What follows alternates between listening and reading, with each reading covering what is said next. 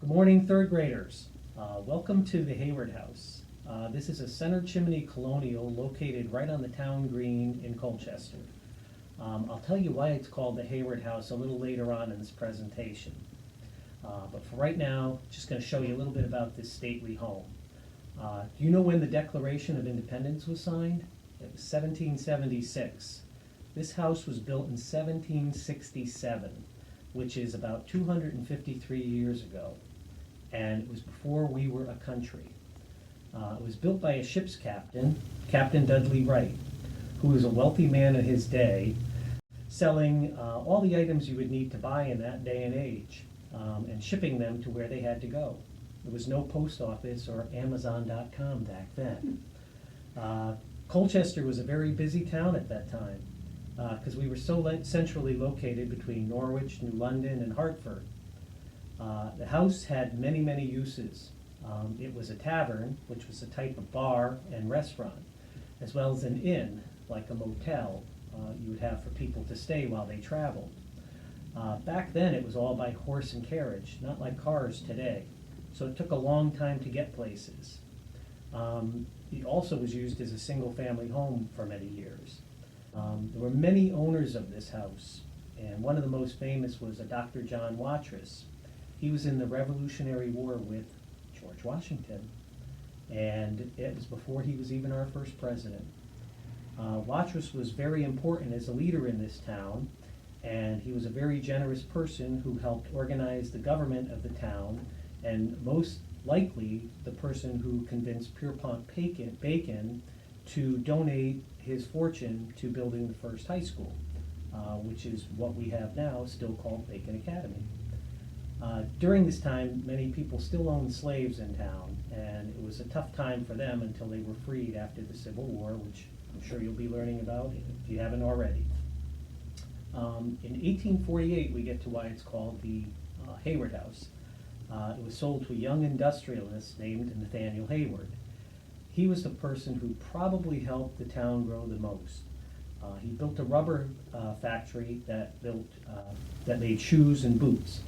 Rubber was originally a brittle product that was waterproof but not flexible. He discovered the process called vulcanization, which helped make the rubber supple and made it workable so that you could sell things and have them last longer. This was a type of sample of a shoe that was built at that time with the kind of rubber that was there. And this shoe here was one of the products that they sold all the time. The equipment that they had in the rubber factory was big industrial pieces, would never pass OSHA requirements today for safety. The town grew immensely during this time because of all the business and the work that was there. Many Irish immigrants settled into town from their country and worked at the plant. And for many years, the plant was successful and the town continued to grow. And many churches, shops, and restaurants were built, and hotels at the time. Hayward was one of the first people who started the fire company in town. And nothing like what you see today, but if you go to the fire museum, you can see the original pumper that's been restored over there for all to enjoy. He also donated most of his front yard, which is now the town green, so that people could enjoy it for years to come. The green was shared with the Bacon Academy Board of Trustees, so half the green is for them, and half the green was donated by Hayward. He then sold the rubber plant to the Colchester Rubber Company, which continued to operate the plant for several more years. Sadly, in the late 1890s, the rubber plant closed due to economic downturn, which means people were unable to get jobs and unable to have money to spend on their products.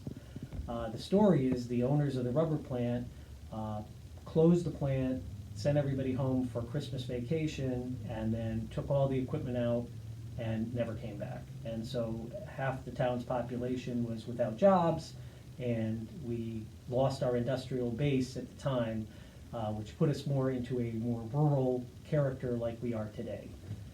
So left many people in the lurch. So we kind of like the town the way it is today, and this house stands as a monument to the past and also to the future. And each owner, including myself who has been here, has tried to maintain it and keep the house with its historic character so that the future generations can enjoy it.